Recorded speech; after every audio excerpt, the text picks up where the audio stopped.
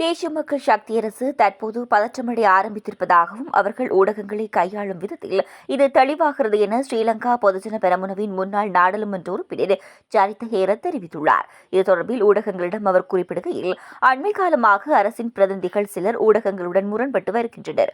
குறிப்பாக ஊடகத்துறை அமைச்சர் நலிந்த ஜெயதிச ஊடகங்கள் தொடர்பில் பொருத்தமற்ற கருத்துக்களை வெளியிட்டு வருகின்றார்.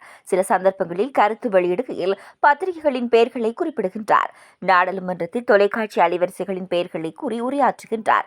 நான் கடந்த காலங்களில் ஊடகத்துறை அமைச்சில் பணியாற்றியவன் என்ற ரீதியில் தற்போதைய அரசு ஊடகத்துறையை கையாளும் விதம் மிகவும் ஆபத்தானது என்பதை சுட்டிக்காட்ட விரும்புகின்றேன்.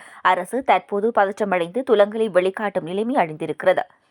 வெவ்வேறு சம்பவங்கள் தொடர்பில் ஊடகங்கள் மாறுபட்ட கருத்துக்களை வெளியிடக்கூடும். இருப்பினும் நாம் அதனை பொறுமையுடன் கையாண்டு அதற்கு அறிவார்ந்த ரீதியில் பதிலளிக்க வேண்டும். மாறாக ஊடகங்கள் தமக்கு ஏற்றவாறு அல்லது தமக்கு சார்பாக செயற்படவில்லை என அரசு பதற்றம் அடையக்கூடாது.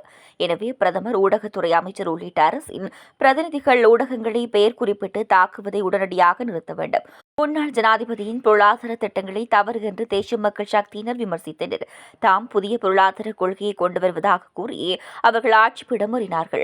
ஆனால் ரணிலின் பொருளாதார கொள்கையை அவர்களும் பின்பற்றுகின்றனர்.